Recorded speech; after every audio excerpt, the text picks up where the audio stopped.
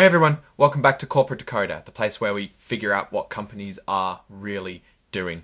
Today, we are diving into Norris Industries, and let me tell you, after reading this report, Norris Industries' financial situation is like trying to drill for oil with a plastic straw. There are numbers that are just so bad they are hard to believe that before we start, if you want to discuss companies and finance, make sure you're subscribed. We also have a Discord community linked in the description below, but ads of a Discord community linked in the description below. We are looking at Norris Industries report for the period ending May 31, 2025. This is like a quarterly checkup, giving us a peek at their financial health, what they own, what they owe, and how they're performing. So where do they explain what's going on? Where the company's trying its best to explain where things are. The table of contents works like a roadmap, showing us all the areas of the filing. The most interesting areas are the financial statements and what they are saying. Let's pull up the consolidated balance sheets. Balance sheets show what the company owns and what it owes at a specific point in time. You think of it like a snapshot of the company's assets, liabilities, and how much the company has in owner's equity, the stockholders deficit we are looking at today. Looking at the assets, you will see cash. It's like the company's checking account.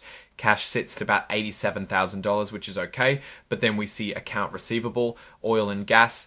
Think of this as money owed to the company, but unlike cash, this does not exist yet. The total assets around $317,000 as of May 31, 2025, and nothing special. Usually the more assets there are, the better, because it shows you have money. Now let's switch over to the other side of the balance sheet, liabilities, which shows what the company owes to others, accounts payable and accrued expenses. Sits at about $140,000 as of May 31, 2025. Then we have total liabilities at about $4,591,000. The problem is these debts are much higher than those assets we talked about. It is very bad to owe more than you own, which means this company is not doing well. Let's look at the elephant in the room. The company's stockholders deficit is negative $4,273,000. It is basically the value of the company taking everything in account and seeing how much the company is worth. A big negative number is generally not a good sign if a company is in deficit. It doesn't necessarily mean it's going out of business tomorrow, but it raises important questions about its long-term health and stability. Next up, let's scroll to the income statement, officially called the Consolidated Statements of Operations. This is where we can see the results from the last 3 months. It explains how much money they made and how much they lost. We can see revenue which has come from oil and gas sales, which made $92,000. But then loss from operations is negative $140,000. This means Norris lost more money than it made. We can see that the liabilities are growing so that the assets continue to become lower. The net loss also shows a negative number. It says negative $167,000. Companies always want these numbers to be positive and as large as possible. The last of the main financial statements is the cash flow statement. It is formally called Consolidated Statements of Cash Flows. This shows how money is flowing in and out of the business. It's another view of how well they are operating and managing their money. The cash flow statement starts off with the net loss. Remember, this was close to $167,000 in the hole. The main part here is the cash used in operating, which shows negative $98,000. This means they spent $98,000 more than the amount of money actually coming into the company. However, the company has financing to stay afloat in proceeds from related party loans from people related to the company, which amounts to $100,000. Now let's move to the notes section. These details give context to the numbers. It tells us Norris Industries is in the oil and gas industry. They drill, they explore, they try to get oil and gas out of the ground, mainly in Texas. The problem is they don't seem to be making a profit. Now, get this. The report warns that the company has been losing money since 2016, and during those 3 months we looked at, they lost another almost $100,000 in cash. They straight up say that if they can't get more cash, they might have to cut costs hard or even stop running a business. Here they explain what kind of revenue they're bringing in. We can see how much of that revenue came from oil sales and natural gas sales. This information gives some specifics to what is being sold, not just a generalized revenue.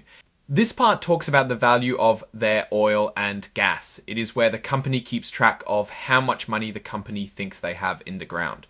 This section talks about deals with people connected to the company, specifically JBB. JBB appears to be a company that gives Norris Industries a lot of money and loans to keep the company operating. Next up is the discussion where management explains what's been going on. They mostly drill in the Texas area. They want to get more oil and gas leases to get more oil out of the ground. This sounds like a long shot because the company is barely afloat. The amount of revenue decreased because of oil and gas productions. This is bad. The losses are still gigantic at tens of thousands of dollars. Here they mention that they have no specific arrangements that are not on the balance sheets. It odds are right. Now for my take on Norris Industries. Looking at the raw numbers, this company is not in a good place. They are bleeding cash, losing money quarter after quarter with limited assets and a big hole in their stockholder deficit. They are depending almost entirely on related parties to get financing. Without JBB lending them money, they really would not have any operating cash flow at all. They're trying to get more leases and drill more, but at their current rate, it is possible they will run out of money. Norris is clearly struggling and needs a major turnaround to become profitable deficit. They are depending almost entirely on related parties to get financing. Without JBB lending them money, they really would not have any operating cash flow at all. Numbed, they are trying to get more leases and drill more, but at their current rate, it is possible they will run out of money. Norris is clearly struggling and needs a major turnaround to become profitable and healthy. Alright, that's our decoder of Norris Industries. What's your take on these numbers and what they signal for the company's future? Drop your thoughts in the comments. If this analysis was valuable, hitting that like button really helps, and subscribe for more deep dives. If you want to discuss companies and finance, make sure you're subscribed. We also have a Discord community linked in the description below. Thanks for watching. See you next time.